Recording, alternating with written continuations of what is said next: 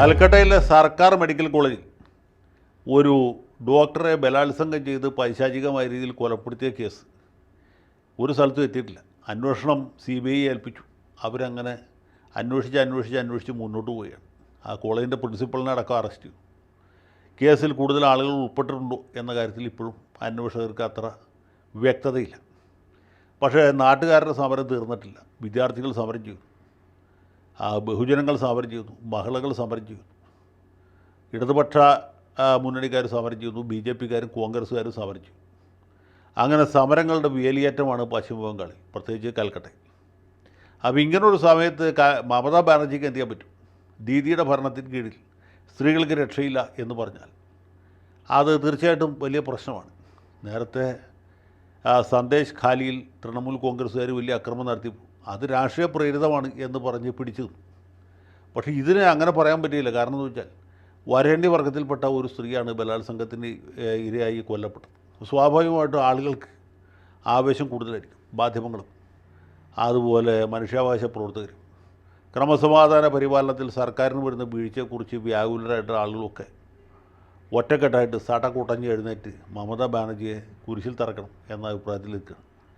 തൃണമൂൽ കോൺഗ്രസിൻ്റെ അകത്ത് തന്നെയുള്ള മമതാ ബാനർജിയുടെ അത്ര താല്പര്യമില്ലാത്ത ആളുകളൊക്കെ ഭംഗ്യം നിറയണം അവരെ പിന്തുണക്കുന്നുണ്ട്. അപ്പോൾ ഈ സംഗതി മൊത്തം കുഴപ്പത്തിലാണെന്ന് മനസ്സിലായപ്പോൾ ദീദി എന്ത് ചോദിച്ചാൽ അവർ തന്നെ ഒരു സമരം ആരംഭിച്ചു. ഈ പശ്ചിമ ബംഗാളിൽ സ്ത്രീകളുടെ സുരക്ഷിതത്വം ഉറപ്പുവരുത്തുക, കേന്ദ്രത്തിനെതിരായി മമതയുടെ സമരം. അപ്പോൾ ഇത് ലോ ആൻഡ് ഓർഡർ മെയിൻറ്റെയിൻ ചെയ്യേണ്ടത് സംസ്ഥാന മന്ത്രിസഭയല്ലെന്ന് ചോദിച്ചാൽ അതൊന്നും മമതാ ബാനർജിക്ക് അത്ര വിഷയമല്ല. കേന്ദ്രത്തിൻ്റെ പിടിപ്പുകേട് കൊണ്ടാണ്, അല്ലെങ്കിൽ പ്രതിപക്ഷത്തിൻ്റെ കുളറായ്മ കൊണ്ടാണ് ഇങ്ങനൊരു സംഭവം ഉണ്ടായത്. പശ്ചിമ ബംഗാളിനെതിരായിട്ടുള്ള ഗൂഢാലോചനയുടെ ഫലമാണ് എന്ന് പറഞ്ഞ് അവർ ബദൽ സമരം ആരംഭിച്ചു. അവിടെ കൊണ്ട് നിർത്തിയില്ല, പുള്ളിക്കാരി വേറൊരു നമ്പർ ഇറക്കി. ആ നമ്പറിനെ കുറിച്ചാണ് നമ്മളോട് പറയാൻ പോകുന്നത്. ഇന്ത്യൻ ശിക്ഷാ നിയമം ബംഗാളിൽ മാത്രമായിട്ട് ഭേദഗതി ചെയ്യുക.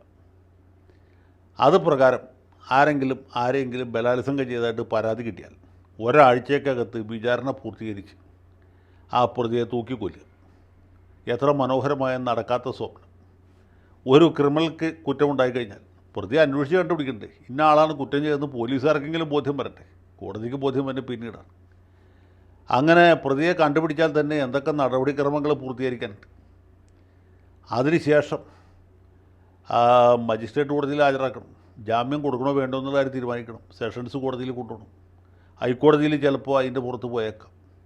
അതും കഴിഞ്ഞ് ഈ വിചാരണ തുടങ്ങുന്നതിന് മുമ്പ് ചാർജ് കൊടുക്കട്ടെ, അത് കഴിഞ്ഞ് സാക്ഷ്യപ്പട്ടി കൊടുക്കണ്ടേ, അതിൻ്റെ പ്രതിക്ക് വക്കീലുണ്ടോ എന്ന് അന്വേഷിക്കട്ടെ, പ്രോസിക്യൂട്ടറെ നിയമിക്കണ്ടേ. ഇതെല്ലാം കഴിഞ്ഞ് വിചാരണ നടത്തണ്ടേ. കൃത്യം കണ്ട സാക്ഷി, കേട്ട സാക്ഷി, കണക്കെഴുതിയ സാക്ഷി, മൂന്നാം സാക്ഷി, നാലാം സാക്ഷി, ഇവരെയൊക്കെ വിസ്തരിക്കട്ടെ. അത് കഴിഞ്ഞ് രണ്ട് ഭാഗത്ത് വക്കീൽമാരുടെ വാദം കേൾക്കണ്ടേ, പ്രോസിക്യൂട്ടറുടെ വാദം, പ്രതിഭാഗം വക്കീലിൻ്റെ വാദം. ഇതൊക്കെ കേട്ടതിന് ശേഷം വേണ്ടേ വിധി കൽപ്പിക്കാനായിട്ട്. ഇനി വിധി കൽപ്പിച്ചു എന്ന് വിചാരിക്കാം 7 ദിവസത്തിനകത്ത്, അപ്പോൾ തൂക്കിക്കൊല്ലാനായിട്ട് വേറെ നടപടിക്രമമില്ലേ. ഇയാൾ കുറ്റക്കാരനാണെന്ന് ബോധ്യപ്പെട്ടു, അയാൾക്ക് വധശിക്ഷ കൊടുക്കണം എന്ന് സെഷൻസ് ജഡ്ജി തീരുമാനിച്ചാൽ പോലും ഹൈക്കോടതിയുടെ അംഗീകാരം കിട്ടിയതിന് ശേഷമല്ലേ തൂക്കാൻ പറ്റുള്ളൂ. ഇപ്പോൾ ആലുവയിൽ 6 വയസ്സുള്ള കുട്ടിയെ ബലാത്സംഗം ചെയ്തു കൊന്ന ആളെ ഏതാണ്ട് 100 ദിവസത്തിനകത്ത് വിചാരണ ചെയ്ത് കുറ്റക്കാരനെന്ന് കണ്ടെത്തി വധശിക്ഷയ്ക്ക് വിധിച്ചു. എന്നിട്ടെന്തുണ്ടായി? അയാൾ ഇന്ന ദിവസം വരെ തൂക്കിയിട്ടില്ല. കാരണം എന്ന് വെച്ചാൽ ഈ വധശിക്ഷ വിധിക്കാനേ സെഷൻസ് ജഡ്ജിക്ക് അധികാരമുള്ളൂ. തൂക്കിക്കൊല്ലണമെങ്കിൽ ഹൈക്കോടതിയുടെ സ്ഥിരീകരണം വേണം. ഈ സ്ഥിരീകരണത്തിന് വേണ്ടി അയച്ചിരിക്കുകയാണ്. ഹൈക്കോടതിയിൽ കെട്ടിക്കിടക്കുന്ന 900 കേസുകളുടെ കൂട്ടത്തിൽ ഒരു കേസും കൂടിയായി, അത്രേ ഉള്ളൂ. അപ്പോൾ അതും കഴിഞ്ഞിട്ടാണ് പിന്നെ സുപ്രീം കോടതി ഉണ്ടല്ലോ. അപ്പോൾ ഇതൊക്കെ ദീദിക്ക് അറിയാൻ പാടാത്തതൊന്നുമല്ല. ആളുകളെ പൊട്ടന്മാരാക്കാനുള്ള പുള്ളിക്കാരിയുടെ പുതിയ നമ്പർ എന്ന് വിചാരിച്ചാൽ മതി. ഈ സാധനം ദോശ ചുടുന്ന പോലെ പാസ്സാക്കി എടുത്തു, നിയമസഭ വിളിച്ചു കൂട്ടി. ആരെങ്കിലും ഇങ്ങനൊരു നിയമത്തെ എതിർക്കുമോ? എല്ലാവർക്കും അറിയാം ഇത് നടപ്പാകാൻ പോകുന്ന കാര്യമേ അല്ല എന്നുള്ളത്. തൃണമൂൽ കോൺഗ്രസ്സുകാർക്ക് എതിർക്കാൻ പറ്റില്ല, കാരണം ഈ സ്ത്രീക്ക് ഭ്രാന്താന്നുള്ള അവർക്കറിയാം. അതുകൊണ്ട് ദീദി പറഞ്ഞല്ലോ വളരെ ശരി എന്ന്.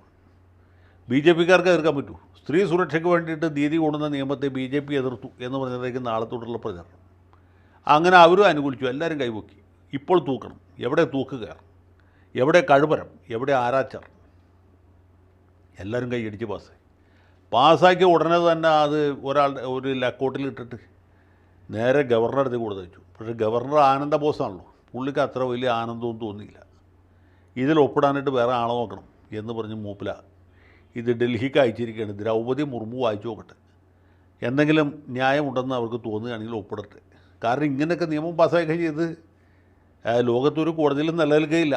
ഇങ്ങനെ നിയമം പാസ്സാക്കിയാൽ ഇതുകൊണ്ട് ബലാത്സംഗം ചെയ്യുന്ന ആളുകൾക്കല്ലാതെ, അല്ലെങ്കിൽ ബലാത്സംഗവും കൊലപാതകവും നടത്തുന്ന ആളുകൾക്കല്ലാതെ ഇതുകൊണ്ട് യാതൊരു പ്രയോജനവുമില്ല എന്ന കാര്യം ആനന്ദബോസിനറിയാം, മമതാ ബാനർജിക്കും അറിയാം. പിന്നെ അവർക്ക് അറിയാവുന്നതായിട്ട് ഭാവിക്കാൻ പറ്റുകയില്ല.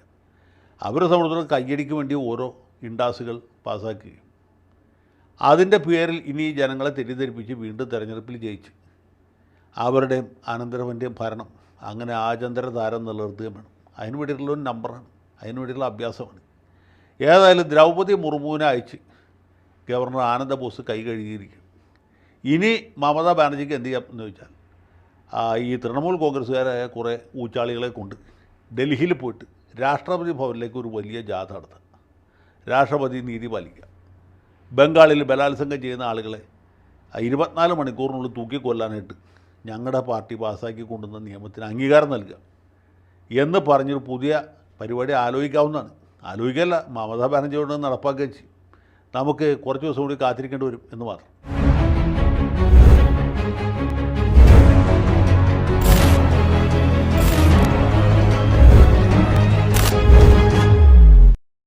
കൂടുതൽ വാർത്തകളും വിശേഷങ്ങളും നിങ്ങളിലേക്ക് എത്താൻ ABC മലയാളം സബ്സ്ക്രൈബ് ചെയ്യുക, ബെൽ ബട്ടണും അമർത്തുക.